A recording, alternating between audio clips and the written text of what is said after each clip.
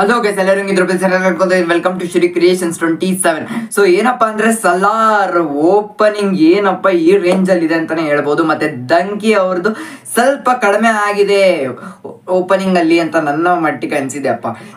ಡುಂಕಿ ಅವ್ರದ್ದು 58 crores ಏನೋ collect ಆಗಿದೆ ಓಪನಿಂಗ್ ಅಲ್ಲಿ.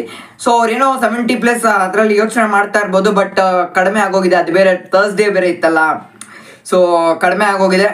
ಬಟ್ ಸಲಾರ್ ಅವ್ರು ಅನ್ಕೊಂಡಿದ್ದು 120 crores, ಯಾಕಂದ್ರೆ ಅವ್ರಿಗೆ 2 ದಿವಸದಿಂದ ಮುಂಚೆನೆ ಗೊತ್ತಿತ್ತೇನೋ ಇದು ಉಗ್ರಂ ಅನೌನ್ಸ್ ಮಾಡಿದ್ರು. ಉಗ್ರಂ ಸ್ವಲ್ಪ ರಿಮೇಕ್ ಇದೆ, ವರ್ಷನ್ 2 ಅಂತ ಅವರೇ ಅನೌನ್ಸ್ ಮಾಡಿಬಿಟ್ಟಿದ್ರು.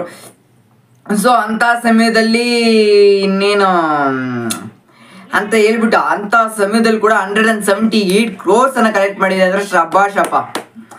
ಬರೀ ಆಂಧ್ರ ಸ್ಟೇಟ್ಸಲ್ಲಿ ಮಾತ್ರ, ಸೊ ತೆಲುಗು ಸ್ಟೇಟ್ಸಲ್ಲಿ ಮಾತ್ರ ನಿಯರ್ಲಿ 70 to 80 crores ಕಲೆಕ್ಟ್ ಮಾಡಿರ್ಬೋದು. ಅಪ್ಪ ಅಂತ ಇದು ಗೊತ್ತಾ. ಇದೇ ಥರ ಮುಂದೋಡಿದ್ರೆ ಇನ್ನು 1 ವಾರ 2 ವಾರದಲ್ಲಿ 1000 crores ಹೋಗೋದು ಪಕ್ಕಾರಿ. ಇದೇ ಥರ ಕಂಟಿನ್ಯೂ ಆದರೆ.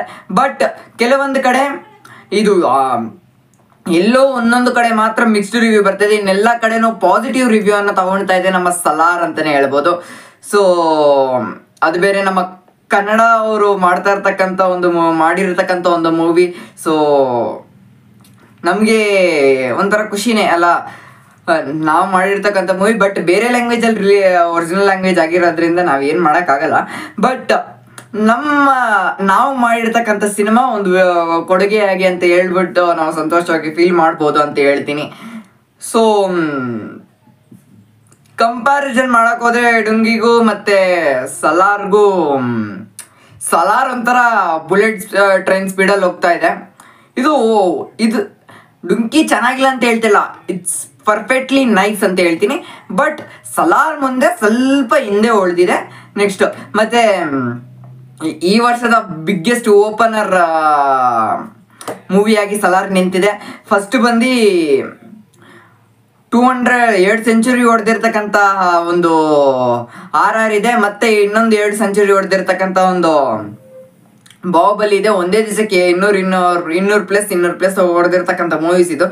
ಈಗ ಓಪನರಲ್ಲಿ ಸಲಾರ್ 3ನೇ ಸ್ಥಾನ ತಗೊಂಡಿದೆ 178 crores ಅಲ್ಲಿ ಇವಾಗ. ಸೊ 178 crores ತಮಾಷೆ ಅಲ್ಲ ಗುರು.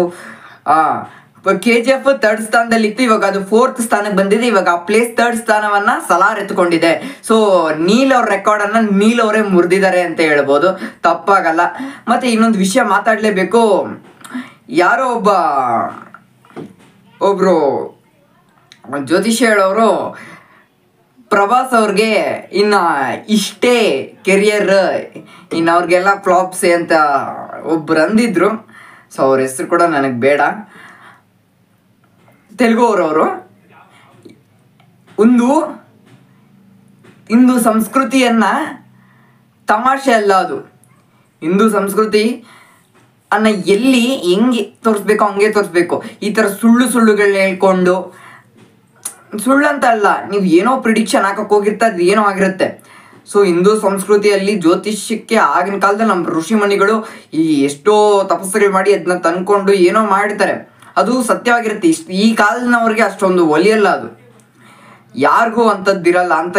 ಹಿಂದೂ ಸಂಸ್ಕೃತಿ ಇದನ್ನ ನಾವು ಹಾಳು ಮಾಡ್ತಾ ಇದ್ದೀರಿ. ಇದರಿಂದ ಈ ಸುಳ್ಳು ಜ್ಯೋತಿಷಿಗಳು ಹೇಳೋರಿಂದ, ಇಂದ ಕಾಂಪೌಂಡರ್ಗಳಿಂದ ನಮ್ಗೆ ಏನಾಗುತ್ತಂದ್ರೆ ನಾವು ಹಿಂದೂ ಸಂಸ್ಕೃತಿನೇ ಹಾಳಾಗ್ತಾ ಹೋಗುತ್ತೆ ಅಂತ ಹೇಳ್ತೀನಿ.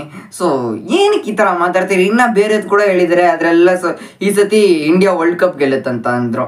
ಹೋಯ್ತು, ಅವನು ಹಾಕಿದ ಬಾಯಿ ಎಲ್ಲ ಹೋಗೈತ್ರಿ, ಅದು ಮಾತ್ರ ಗ್ಯಾರಂಟಿ. ಸೊ ನಮ್ಮ ಸಂಸ್ಕೃತಿನ ಬೆಳ್ಸಕ್ಕೆ ಟ್ರೈ ಮಾಡಬೇಕು. ಇದ್ರ ವಿಷಯ ಮಾತಾಡೋಕೆ ಬಂದಿಲ್ಲ, ನಾವು ಸಲಾರ್ದು ಮಾತಾಡೋಣ. ಸಲಾರ್ದು ಡುಂಕಿದು. So Salaar is going in jet ಸ್ಪೀಡಲ್ಲಿ ಹೋಗ್ತಾ ಇದೆ. ಬಟ್ ಮುಂದಿನ ಹೆಂಗೆ ಬರುತ್ತೋ ಯಾರಿಗೆ ಗೊತ್ತೋ. ನೆಕ್ಸ್ಟ್ ಕಾಟೇರ ಬೇರೆ ರಿಲೀಸ್ ಆಗ್ತದೆ. ಕರ್ನಾಟಕದಲ್ಲಿ ಡೌನ್ ಆಗೋದಂತೂ ಸಲಾರ್ ಗ್ಯಾರಂಟಿ. ಸ್ವಲ್ಪ ಲೈಟ್ ಡೌನ್ ಆಗುತ್ತೆ, ಫುಲ್ಲು ಡೌನ್ ಆಗಲ್ಲ, ಯಾಕಂದರೆ ಅದಕ್ಕಿರೋ ಕ್ರೇಜ್, ಸಲಾರ್ಗಿರೋ ಕ್ರೇಜ್ ಹಂಗೆ ಇದೆ.